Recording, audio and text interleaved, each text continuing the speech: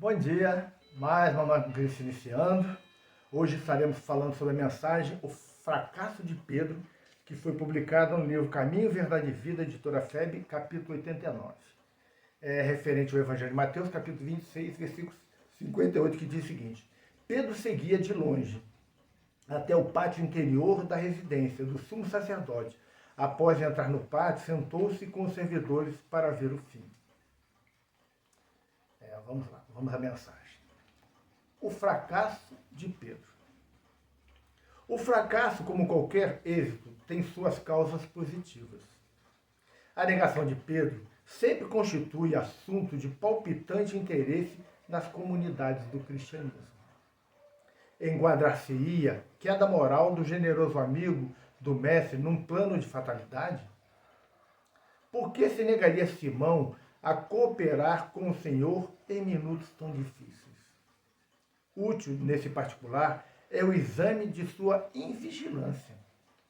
O fracasso do amoroso pescador reside aí dentro na detenção para com as advertências recebidas.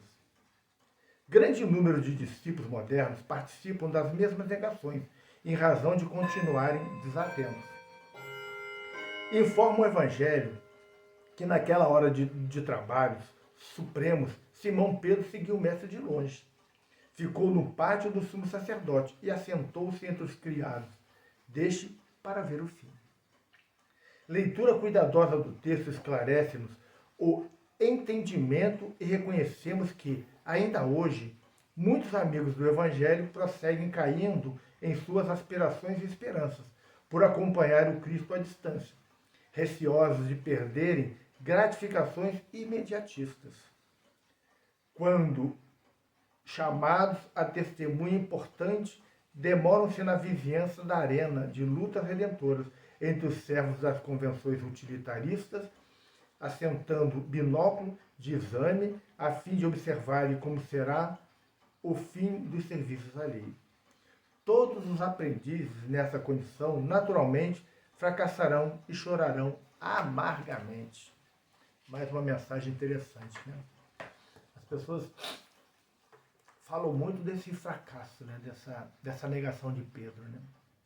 Mas nós temos que tirar uma lição positiva disso. E aí a gente tem que pensar o seguinte: vamos olhar para essa situação e vamos trazê-la para o nosso dia a dia.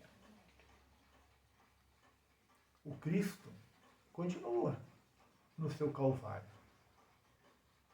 E aí, o que nós estamos fazendo?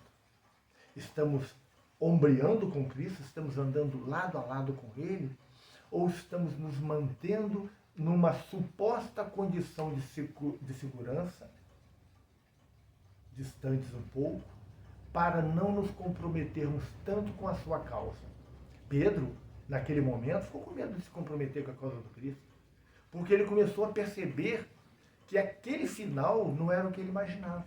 Que o Cristo, preso, poderia ser condenado à morte. Ele temia ser também por o apontarem como um discípulo de Jesus. Nas nossas atividades diárias, muitas vezes eu vejo pessoas, né, isso a gente acaba vendo no cotidiano das nossas vidas, que não se declaram religiosos, com medo da represália, de serem chamados de fanáticos, das pessoas se afastarem delas. Isso, de alguma forma, é uma negação ao Cristo.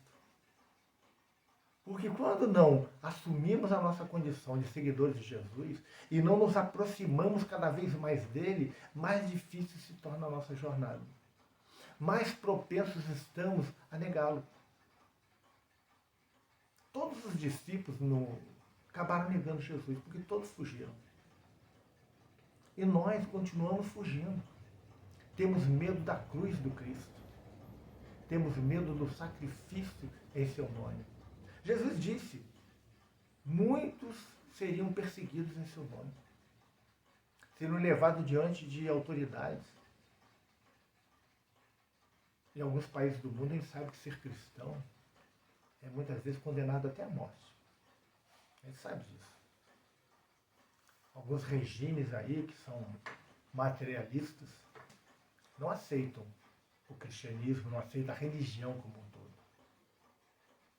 Mas temos que nos manter firmes com o propósito de alcançarmos a evolução e a felicidade.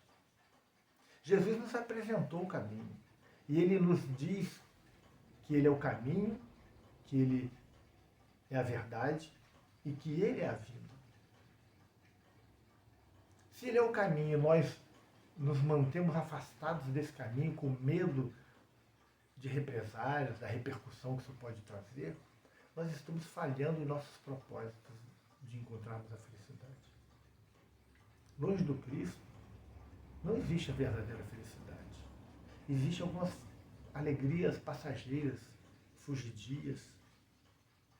Mas aquele que realmente crê em Jesus, confia na eternidade da alma, encara todos os obstáculos, todos os desafios, todas as dificuldades. Porque sabe, como nos disse Jesus, que ao final seria extremamente recompensado e alcançaria a felicidade.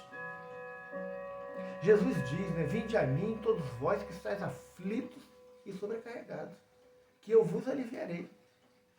Confiemos na palavra do Cristo e vamos a Ele. O vinde a mim convoca a proximidade. Não adianta nós ficarmos afastados do Cristo, olhando de longe. Pedro fez isso.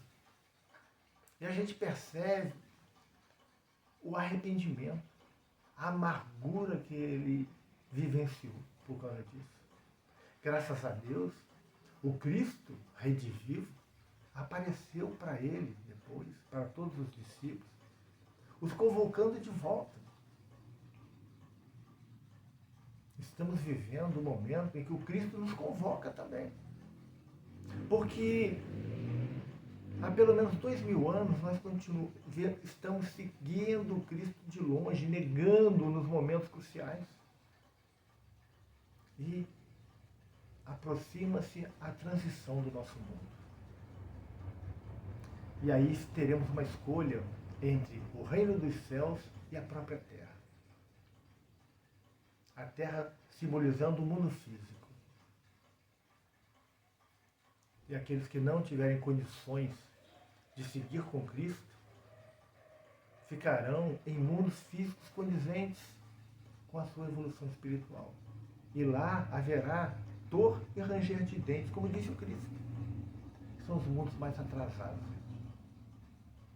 Vamos ter força e coragem, seguir destemidos o Cristo. Não nos intimidemos com aqueles que dizem que a religião é coisa dos nossos avós, que é ultrapassada, que é fanatismo. Não, porque essas pessoas elas querem destruir tudo de bom que o Cristo construiu. Querem destruir, inclusive, a família judaico-cristã. Não permitamos isso. Sigamos em frente. Aproximemo-nos cada vez mais do Cristo. Porque o Cristo é como se fosse um grande imã. Quanto mais próximo nós estamos dele, mais ele nos atrai. O imã e uma limalha. Se ela está muito longe, o efeito do imã é pequeno. Quando nós o aproximamos, chega um ponto que ela é atraída definitivamente por ele. E o imã é o Cristo. E nós somos a limalha. Precisamos nos aproximar para que o magnetismo dele nos atraia cada vez mais e nós conquistemos a felicidade. Então vamos à nossa prece para que possamos encerrar o Manhã com Cristo de hoje. Pai nosso que estais nos céus, santificado seja o vosso nome. Venha a nós o vosso reino. Seja feita a vossa vontade, assim na terra como nos céus. O pão nosso de cada dia nos dai hoje. Perdoai as nossas ofensas, assim como nós perdoamos a quem nos tem ofendido. Não nos deixeis cair em tentação, mas livrai-nos do mal. Amém. Se você está chegando pela primeira vez aqui, eu sou Paulo Guedes, sou teólogo, sou médium, espírita, escritor. E se você puder ingressar nessa nossa família, se inscrevendo no nosso canal, ajudando a gente a divulgar esse trabalho, né, que é um trabalho de reflexões matinais, de culto do Evangelho matinal sobre o Evangelho, né, de Jesus. É importante a gente estar citando isso. Então, se você gostou, dê seu like, compartilhe, se inscreva, nos ajude a divulgar o Evangelho de Jesus. Então, ficamos por aqui, que Jesus possa nos abençoar. Até amanhã, se Deus quiser.